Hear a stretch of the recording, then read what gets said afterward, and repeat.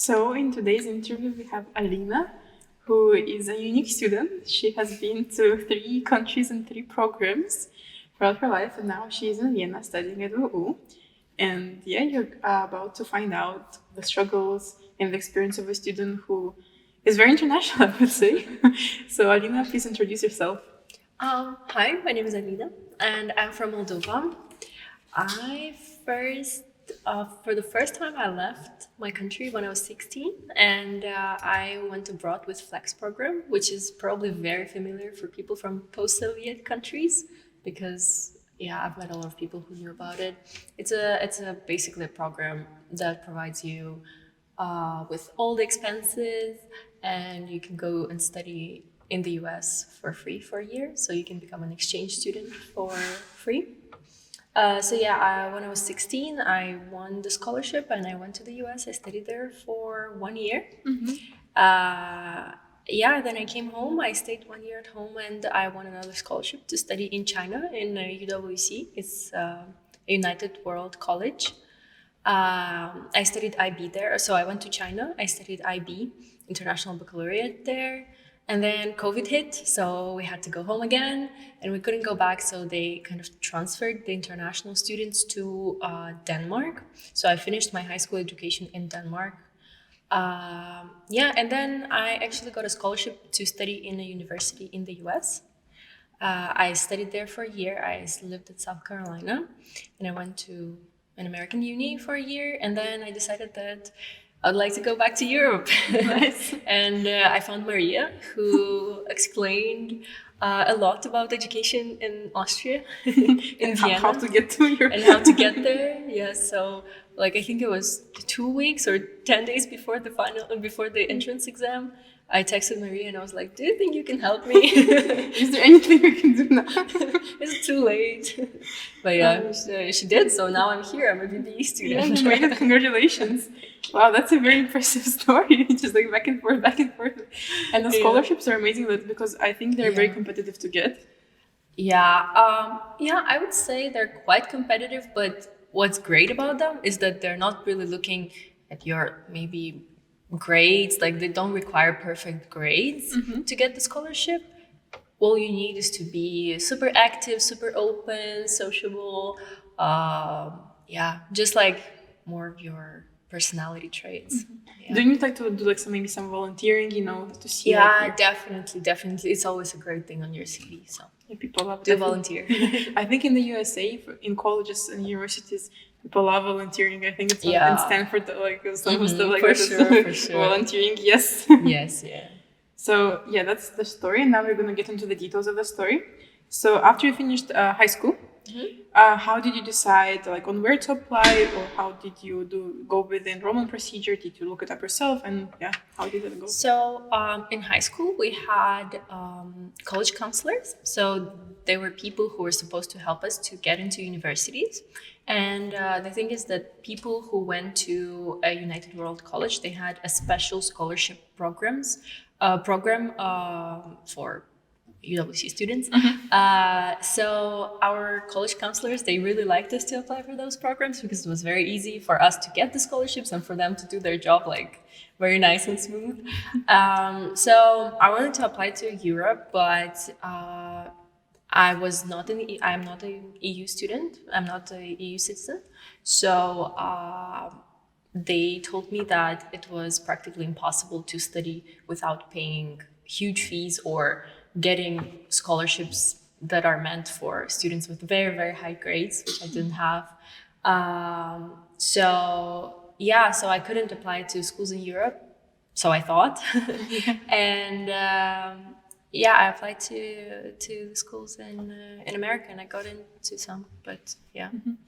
Basically, so when you're applying, I think you really have to look yourself, because nobody's as interested in your future as you are, and maybe your family, close friends. So you really, really need to dig into the aspects of it.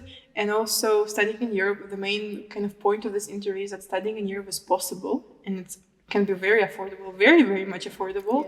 And you don't have to have all A's, or you don't have to come from the EU. So we are trying, and Alina will tell you how it's actually very, very, very, very much possible to pull it off with being like a student, and not being like the top, performer in your school or the top of like the vice president of your school or whatever. So yeah, like for normal people, it's also accessible. Yeah, for sure, for sure. And about the legal aspects of moving back and forth from countries, was it hard to figure out, or how did you go about it? Well, regarding visa and stuff, with Flex, they helped a lot with it. So with Flex, they basically dealt with everything because we were all minors. So it was kind of useless to make us go through all the legal processes because we'd probably mess it up. But with China, it was actually really tough because they denied my visa 4 times. Oh, wow. Because they just told me, we don't know anything about this school. I've never heard about it. And I was like, Google. Wikipedia. Google. It's in the link to the school. Yeah. But yeah, it was such a huge process because they told me to tell my school to contact the Ministry of Education in China. So the Ministry of Education in China contacts the ambassador. So it was such a huge legal issue, but I got it after a long time. And then in the US, for Denmark, they helped us figure out the legal issues because it was during COVID. So I really had to know the ways to receive a study permit and stuff because Denmark had troubles with immigration during COVID times. And in the US, when I went to the US, I also did everything on my own. It's just you get used to it. I think at some point, like you understand what those weird names and the documents they want. Yeah, the documents like just made the name of your mother. Yeah. Picture of yourself next to your family. Pretty much. A family album, just so we can have like a background check. Yeah. Oh. But this is like, it's very much possible to figure out. To just call, I think, an email out of people. Email, yeah. Always email. Don't be afraid. They won't know how you look. They won't recognize you when they see you. So it never hurts to ask, It never hurts to ask, no. Okay, so we got with the legal aspect. So with everybody applying coming from different backgrounds and applying to different countries, please check the requirements. Yeah. And just email or call to people like authorities, university, Ministry of Education, anything you need. Don't be afraid or don't be shy to call on the telephone. As an adult, you will have to make a lot of telephone calls anyways. Yeah. So that's your first introduction Yep. to making appointments and all that. Okay, so that's perfect. We got the introduction part of it. And now I really want to talk about your choices and how your choice, the thought of your choices went. Like, for example, how did you pick the country you want to study in for the 3 options you had? Yeah, well, in the beginning, honestly, I didn't care what country it was. I just wanted to get out of my country, which I just wanted to explore and to see as much as possible. So I had a lot of friends who applied for Flex. So I was like, why not? I'll apply as well. And then afterwards, I also had a friend who applied for UWC a year before I did. He got in and I saw his journey. So I liked it. I was like, why not? I should try as well. And I did, and when you apply for UWC, every year there are 18 schools around the world, and 3, sometimes 4 of them give scholarships to Moldova in particular. For bigger countries, they have more scholarships, but for Moldova, it's only 3-4 a year. And actually, the selection process started maybe a few days ago, at least for Moldova. But I'm sure you can research. The UWC is present in all countries. So if you're watching it, look it up. It's time to apply. Yeah, that's your sign. Because this video will be up shortly in the middle of November, approximately. Yeah. And it's your sign. If you're looking for a sign to move abroad, go for it. Yeah. But it's for high school students. So if you're older than 18, 19, I don't think it would be possible. But anyways, and in my year, the scholarships were for China, Japan, and Thailand. And we could mention what our top choice was, but final decision wasn't up to the applicants, so it was up to jury. And they just decided that I'm right to go to China. So. That's how I ended up in China. And then Denmark, I also didn't really have a choice. I mean, I loved it, but it was either staying at home or going to Denmark. Relocation from China basically to Denmark. Yeah, we couldn't go back to China. And with the US, yeah, it's just I knew that I can get a good education there with very little investment because I was provided my education, my scholarship provided me with housing, food, basically tuition fees. Like I paid zero. I only paid for my health insurance, and that's it. That's great. That's great. Yeah. So there's because there's a myth, or there's like you can see some people think that in the USA the education is very, very expensive. Yeah. For universities, but for sure it is. And in my, it's just very important to find unis that really want international students. And there are some unis that want to diversify their student body because it's a very cool thing to have now. We have this many people like from this many countries and percentage of international students. And this like the ethnical backgrounds and the religious backgrounds and stuff. So it's very important to just find the right place because in my uni we had a lot of students who went from UWCs and still got full scholarships in my uni. So yeah. Oh, that's good. That's good. Yeah, because I think also the percentage of international students can get the universities ranking up. I think somehow it's also calculated. Yeah, for sure. So universities are interested in it, and as we are more and more globalized, more and more universities are interested. For sure. And how did you come about Austria? Actually, from Denmark, I think you moved to Austria. No, I actually came from the US to Austria. I went for a year in uni in the US. Well, I wanted to come back to Europe because the situation became very unstable, more close to back home, you know, and I just thought it would be best for me to be closer to my family. Plus, I don't know, I just realized the US maybe wasn't the perfect place for me. I really missed Europe, the food, the people, everything. The chill vibes, not working on Sundays. Exactly, yeah, like working rights.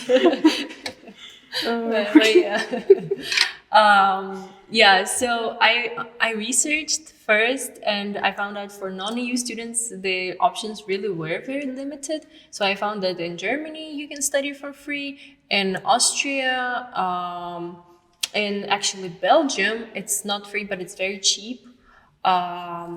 France, Italy as well. So I just started. Yeah, like there's a lot. I was so shocked. There were so many, and when I was applying, I was so mad at myself and everything. Yeah, the problem was that in the beginning of the year, I kind of just looked into Germany because I was studying German, so I thought it would be nice to finish studying German in Germany. It makes sense. Yeah, and study there in uni. And then I realized that I didn't have the right subjects because in the IB you choose the subjects you want to take. And I didn't have the right subjects to apply to German universities. You have to have like a lot of natural sciences, and I was lazy, so I didn't take natural sciences. So I realized that, and I just decided that I'll just stay in the US, you know what, it's just 4 years. And then in the end of my first year of studies, I was like, actually, let me look deeper into it. So it was around May.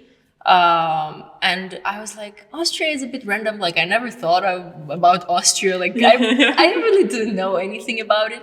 But I was like, I've heard it's pretty good. Like I've heard the mountains are pretty. So the skiing industry here is amazing, actually.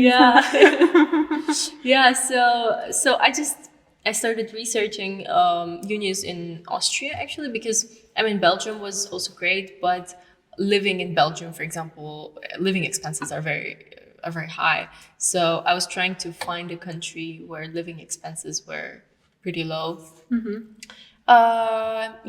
And then I found Maria, and by the time that I started applying, most universities had already closed their application.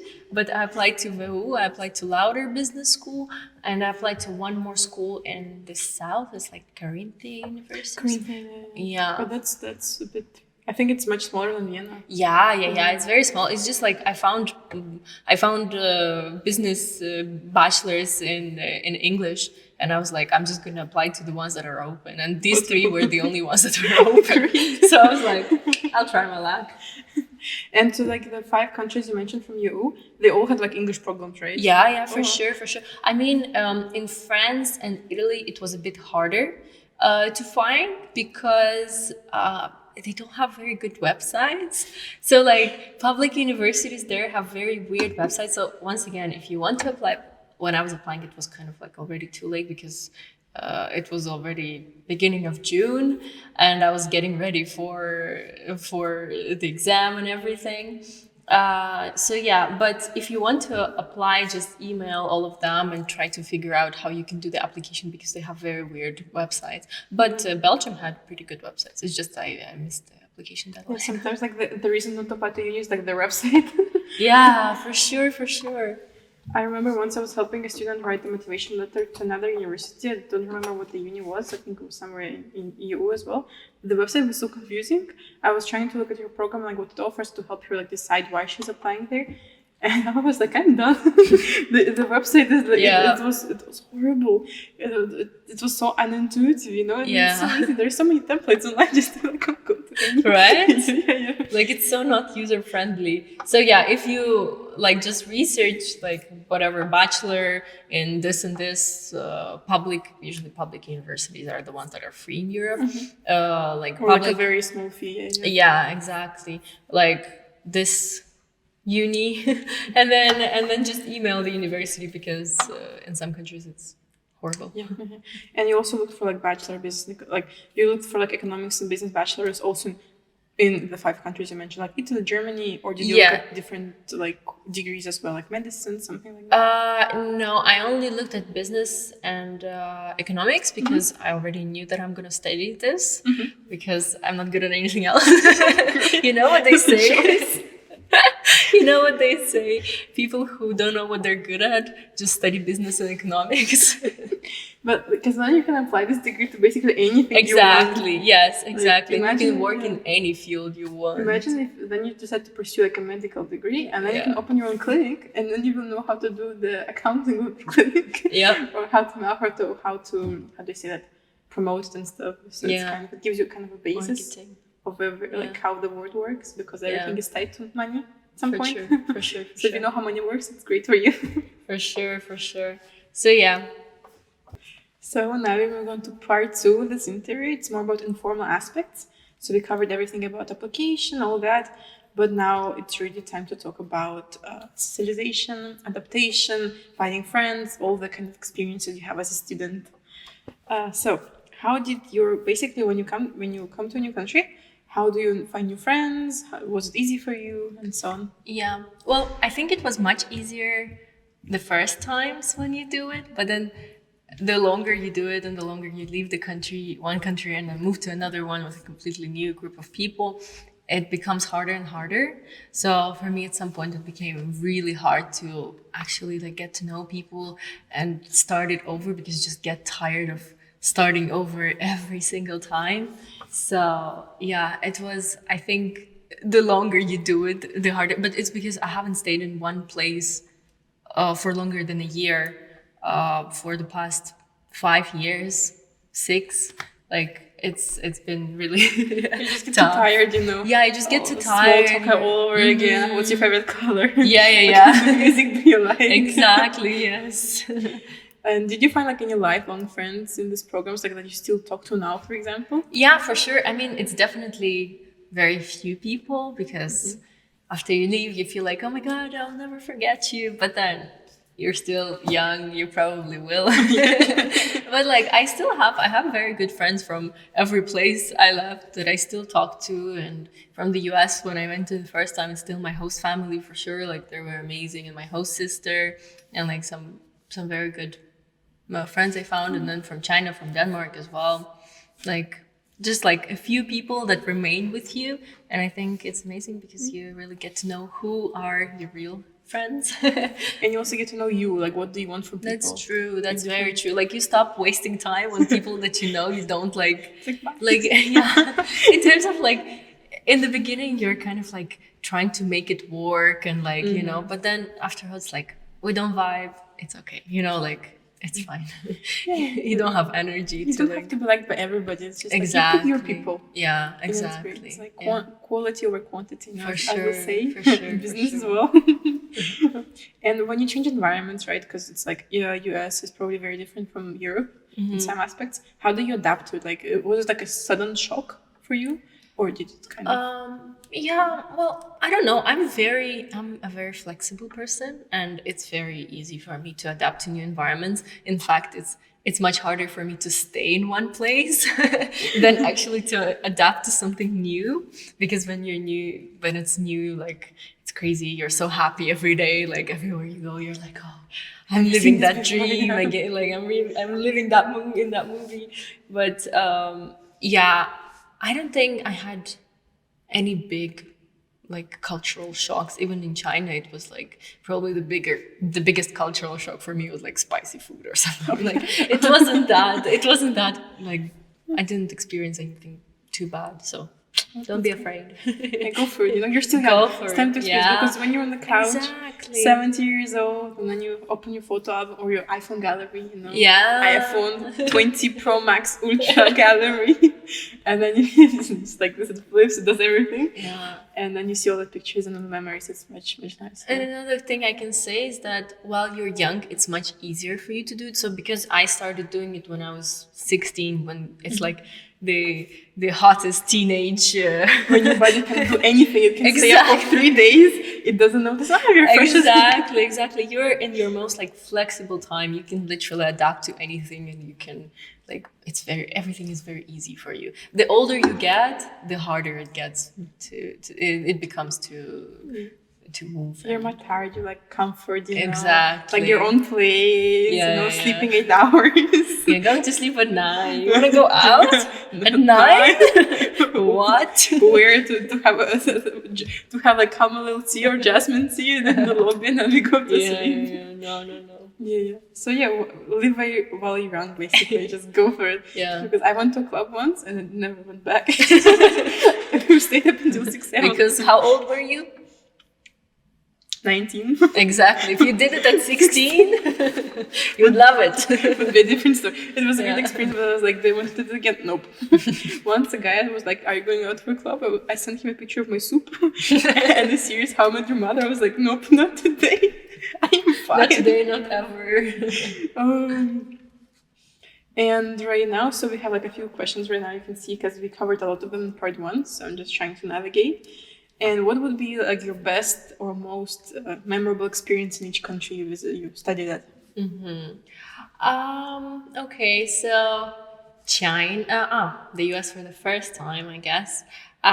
It was definitely some of the times I spent with my host family, because they were amazing. Like I love my host family, and the funny thing is that I got my placement in like a very small little village on a farm. When I found out, I was so sad. I cried for 3 days. I hope my host parents won't watch this. But I cried for 3 days. I was extremely sad because like they told me, oh, you're going to the US. I was like, oh, LA, New York. What is it? And they were like, oh, South Dakota in the middle of nowhere. But honestly, it ended up being amazing. So once again, just don't have expectations, just go and experience it. So yeah, I think it would be definitely something we did with host family. It was my first like Christmas, because at home we don't really celebrate Christmas. We celebrate New Year's more. I don't know if it's the same for you. Yeah. But it was amazing Christmas with like so many presents, so American style. Like I just felt like I was in the movie. Did you have Thanksgiving? Yes, Thanksgiving, Halloween, trick or treat. Yeah. So definitely all those like little American things that I was like, I really felt like I was a teenager in a movie. So it's really even cool. if you're thinking about like building your future, like go for it. Like nobody else is responsible for it apart from you. Yeah, for So sure. don't be afraid. As you can see, even host families might seem a bit scary, like I don't know these people. Yeah. But it can turn out amazing, and I think it makes you grow and like develop as a person. For sure. Yeah, and I mean, in China, there were a lot of cool memories, but I think one of the like craziest one for me was when we actually had to evacuate from China during COVID because my school, we were just traveling around China and I was in Shanghai with my friends and they just called us and they were like, yeah, cities are getting shut down. Get out in the next 24 hours. If you get stuck, we won't get you out of there. So leave. It was stressful. It was so crazy.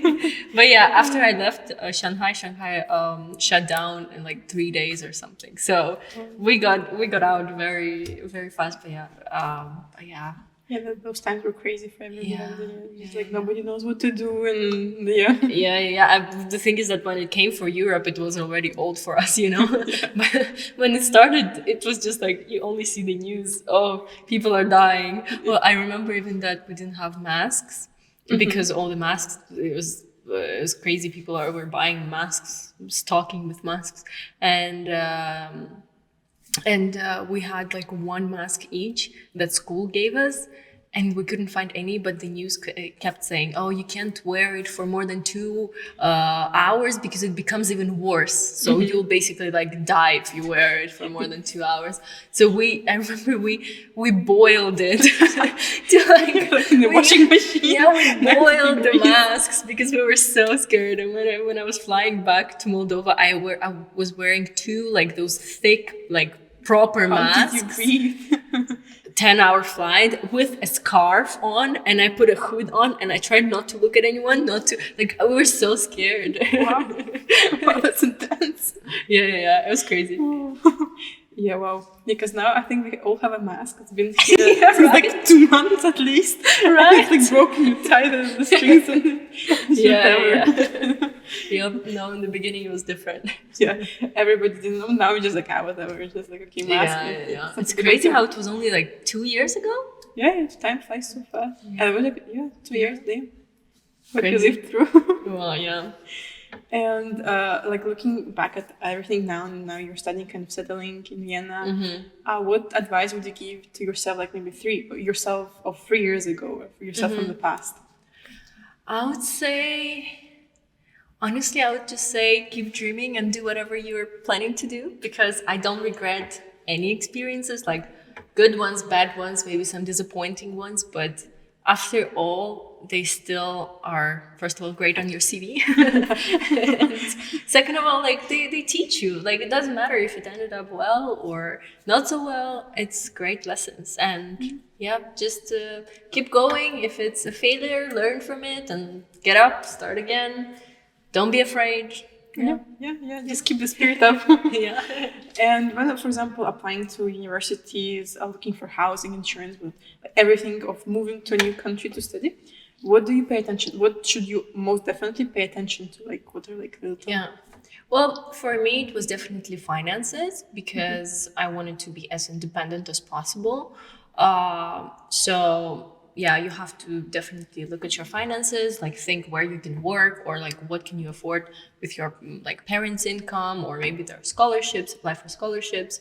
I think more or less visa issues with our globalized world, everything's pretty manageable, like more or less, like of course there are complications and stuff, but it's possible to figure out visa issues.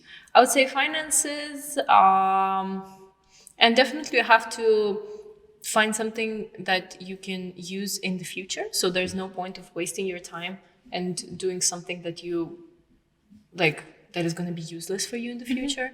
So try to find the program that you like. Try to figure out if the program gives you great opportunities in future. For example, when I heard about WU, I saw that it's triple accreditation, like great employment contract, a great employment in the future, great contracts. Yeah, they also have like an article about that in less than 3 months, their alumni get a job and they have like a nice salary. Yeah. There are some statistics. I found some articles because people always ask me, if I finish WU, I will get a job, what will be my salary? And I was like, it really depends on what you did before and during the university, because it's just a paper, Apart from it, you also have to be a person, a very well-rounded person. Yeah. So when you have experiences like Alina, like 3, if you put it all on your CV, I think 1 page won't be enough. And if you describe everything, it's like an essay, 10-page CV. Yeah. And that's impressive. People actually really appreciate it, and it shows your other like soft qualities, like soft skills, socialization, being like a nice team worker, and all that. Yeah, for sure. So, It's something I'm still learning, the teamwork. By the way, WU is going to give you a lot of teamwork. Almost every course is a group work, actually. I think I couldn't. It's a big trouble for me. But I'm learning. We're learning, right? Yeah, because in the work environment, for example, you don't always get to choose with who you work. Yeah, for sure. You have to adapt. It's quite good, actually. It's quite good. I like that. But I don't remember a single thing, apart from the exams being like personal work. I think most of the things are like a lot of things in group work. Yeah. Maybe in smaller classes, like feel like a specialization. Sometimes you have individual works, like individual papers you have to submit. Homework sometimes for QM. Yeah. Homework. Yeah. But mostly the predominant part of it is group homeworks. So get ready. And you have to work with people from different backgrounds, different. For sure. They have different habits, different ways of interaction. Yeah. And that's gonna, it's gonna be very visible once you try to kind of compromise. Yeah, but you learn, and that's also very important. So yeah, when you're choosing a place, definitely think how you're gonna use it in future. And for me, like I think finances is a very important part of it. Yeah. And what are your plans for the future? Actually, talking about the future, what are your plans? Well, I'm hoping to finish uni in 6 semesters, 5. I don't know, this one counts or not. And I don't know if I'm gonna stay in Vienna or not. If I learn German, maybe. But without German, it's very hard to find a job here. So get ready for that as well. So yeah, hopefully I'll learn German and I can stay here for an internship or a master's degree. I don't know yet, but yeah, I'll probably take an internship and then do master's afterwards. But I still don't know where. Like, but you still have so much time to figure it out. Yeah, exactly. 3 years of stuff. Like, I don't know how we count this semester. It's so funny. I actually, until now, I was thinking about doing investment banking, but after I started studying QM and all the like business analytics and stuff, I realized that I'll go into marketing better. Like, I'll fit better there. Life guides you, Yep. Life just tells you, no, this is not for you. Yep. You really learn. Yeah, you learn a lot about yourself. And the final question, like to wrap up, like following the tendency of your very moving around lifestyle, are you planning to change the program anytime soon? Well, I'll tell you this. I hope not. I don't know. Sometimes just something comes to my brain, like a great idea, a very enlightening idea. But I don't think so because I really like Vienna. I actually love Vienna. It's amazing, and it fits perfectly for me right now, and I really love WU as well. It's a great uni. So yeah, I don't think so. Hopefully not. We'll see. We'll have another interview like in 3 years. Let's see where the time brings us. And I just thought of a question many, not students, but parents might have. Were your parents afraid of letting you go by yourself? Yeah, it's understandable because a lot of actually people ask this. For the first time, yes, because first time I was only 16 years old, and when I told my mom, I was like, I found out that there's this great program called Flex. My mom didn't know about it, and she was like, America? No?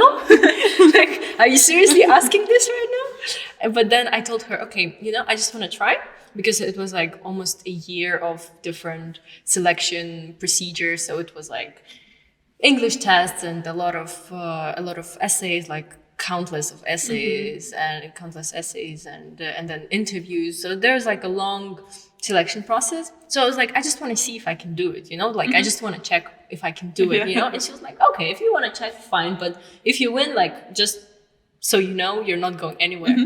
And then while I was going, the whole year I was kind of like feeding her a little bit, like a pitch presentation. Yeah. Like, oh, can you imagine this and this and this? And then like by the end, like she saw how much like how much I worked for it and how excited I was every time I got a call, and I was like, oh, you're invited to the next round and to the next round. And she saw how like excited I was, and she saw that the friends that applied with me, they like kind of like they weren't selected. So I was like, oh, actually, by the final stage, I was the only one who got into like the final stage from my friends. So she was like, oh, like she must have worked really hard for it. And then like after I won, there were a lot of actually meetings for parents. So like the coordinators could explain what's gonna happen and how we're gonna be safe and okay. So yeah, and then they agreed. And then afterwards, after I went to the US at 16, they think okay, you want to go to Denmark or to China? It's closer. Yeah, right. And to Vienna, I think it's very cool. Oh, to Vienna, they're like, they're so happy. They're like, this is the closest you've been in the past 5 years. Yeah, they were actually very happy that I moved closer to them. So yeah. Thank you a lot for all the information. It's very valuable. So if you're thinking about, you're scared about studying abroad, or if you want to know about more opportunities in European countries for English programs, because that's a very kind of highly asked question, very frequently asked question, you can text Alina. I will leave her Instagram in the description of this video. And yeah, we hope you enjoyed it and you took some very useful information out of it. And see you soon. Bye bye, guys. Bye.